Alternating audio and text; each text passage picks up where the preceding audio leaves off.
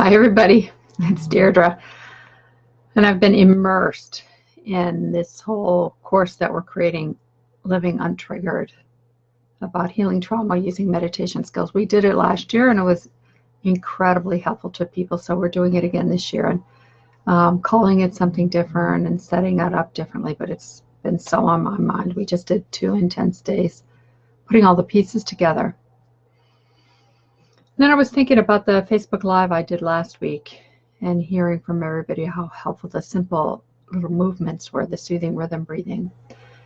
And I thought, that's one of the key ways that we work with triggers, is creating enough of a buffer zone so that when we get triggered, our body is familiar to coming back home to itself, coming back to a place that's more settled or connected inside, or we can even taste what it's like to be calm and contented. So that's what we're, hey Gwen, thanks for saying hi. So that's what we're in the process of setting up, making sure that we have skills and practices that are really concrete and practical. It's really important to have the theory and the mindset and the framework. And in the Becoming Safely Embodied skills, we actually go into how do you deconstruct the triggers. But one of the key ways that we can do it is continuing to lay the groundwork, set the stage. So what I want to do today is look at one way that we can, when we're triggered. I'd actually like to hear from you. When you're triggered, what do you do? I mean, most of us, when we're triggered, we behave in ways we don't like. We do things that we regret afterwards. We say things, from a triggered part. And then afterwards, when we're back to ourselves, we wonder, how on earth did we get there? And in the past number of Facebook Lives, I've been talking about sort of this stacking that happens from the pulsatory energy, this basic pulsatory energy, how it gets translated into words, into concepts, and then how that then frames the actions and behaviors that we have. So really simply, if I have a lot of powerful, vibrant, really strong energy, if I am used to having that in my body, I might call that anger, right? We could go into more what exactly are the specifics, the granular specifics of what anger is. But let's say that we have that. And if I am always, anytime I get close to those energies, I think, oh, I'm angry. And every time I'm linking that together, I'm linking those sorts of energies with this concept of anger. And then I have all the associations around what anger is. Maybe what it feels like to be angry and upset, how hard that can be, how difficult it can be, things I say or do, or how people reacted to me, all the signaling that went on with anger. So it's about learning to deconstruct those pieces so that you can put them together differently. If we look at anger, which is a scary thing for many, many people, if we look at it though, anger can be a motivational force. It's a responsive force. Either it's responding out or it's responding in, but it's a mobilizer, right? Wouldn't you agree? Well, if we always have that as that energy mobilizing inside of us, having a negative, bad outcome, then it's going to be, we're going to link that together, and that's what we're going to be experiencing every time. So I'm trying to see, how do we actually unhook that so that when we have that energy inside, we get to choose how we respond. Now, sometimes we get triggered and we collapse inside. Sometimes we get triggered and other kind of experiences happen. Everyone has their own particular way, and we get triggered in different ways and we have different responses. But it's learning how to unlink that. That's so important.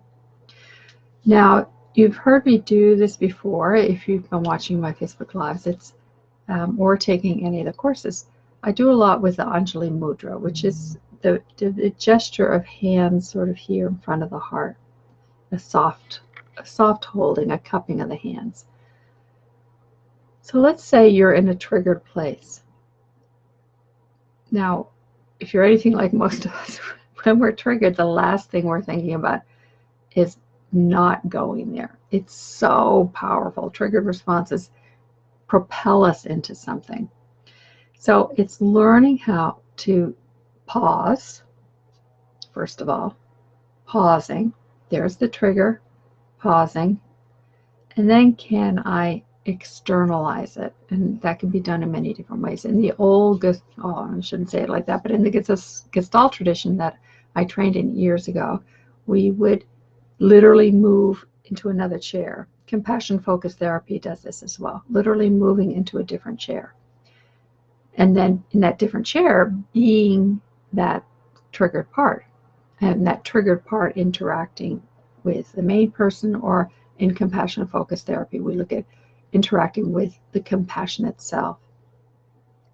All that is meant to just create some space inside, so that rather than it being bottled up, we learn to take it outside. Another way of externalizing is to draw it outside, and then you can play with proximity, moving it further away so that you have space. You can see it through your eyes. There it is over there in that chair. It's not here in my body. So we externalize it out of the body over there into the chair. I've had people do it writing on Post-its, if they're feeling overwhelmed with lots of different parts. Each Post-it representing a different aspect, putting it around the room, or even taking it outside the room so that you have some space. Then what's it like in your body? Another way that we do this is with the Anjali Mudra, which I started talking about, is that once you have it outside, like say, okay, I'm going to put this triggered part here in this hand. I'm going to fill this hand, like what does this hand feel like in a triggered state? If this hand were holding it, the triggered experience, what does that feel like, look like? Can I get a whole sensory experience there in that hand? Not in my body, pulling it out of my body and feeling it a little bit separate from me. That gives me some room. And then, I just felt the breath of that. And then what else would I want? I call this the nourishing opposite. If this is the angry part or the triggered part or whatever it is, what would be more nourishing? And it doesn't have to be some grandiose thing, although we tend to go to like the biggest, worst, but like what would be a small amount that would give me some room here to be with? And then ground myself in my heart again. Land right here. Okay. The center of my chest. This is a different center of gravity than my mind that's trying to think it through. What if I land here? Makes it a little bit easier to be with myself. Hey, thanks for all the hearts and thumbs up and everything. That's great. Hey, Kat. So cool to see you. Great. Hey, Jane. Nice. Donna. Andrea. Thanks, everybody. So once we have those two outside, you have the triggered part, and then you have the nourishing opposite. Now can you stay grounded in your heart with these two? It's like this triangle that you have going on. Your heart, your center of gravity, and these two parts. And then what's it like to begin to slowly have an interaction, have a connection? What is it like to have these two parts interacting while you stay centered and grounded and witnessing these two parts beginning to come together? And see, you could just only come to this amount. It doesn't have to be that you come to the full expression of it, but you might not. It's really about honoring and respecting where you are exactly in that moment, so that you can take a breath, be with yourself and with this, whatever's coming up, and just slowly bring connection, bring interaction. Let's see, what is the trigger part saying? What does the trigger part have to say or experience when the nourishing opposite is there? Is there a fight? Is there a sense of, no, it's not going to happen, it can't ever be? And you hang out there. It's like you're watching a tennis match. You're watching the back and forth and just seeing and feeling and sensing what's going on without being as caught up inside. So that's a way to be with your internal experience by not being overwhelmed by it. Now, of course, always what happens is when the trigger happens, it's like it wants to run away with us. So it does take that moment to pause, be grounded, and explore what's happening right now. Can I separate? Can I externalize it? Can I make some more space inside my body so I can breathe and then be with my reactivity? So that's what I wanted to share with you today. A lot of this is in my book, the attachment, what is the name of that book? Attachment-Based Yoga Meditation for Trauma Recovery, which is put up by Norton. So there, it's all written out in there. And I think somewhere on my website, I actually guide you through it. There's a experience guiding it through it, so you can check all that out.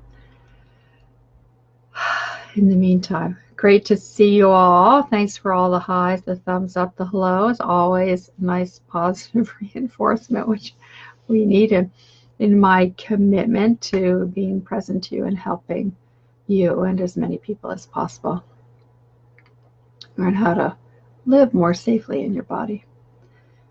So I'd love to hear more and hear what's working. Donna saying thank you. Love the lessons on learning to ground and do differently. I'm finally slowly beginning to internally absorb what being safely embodied means.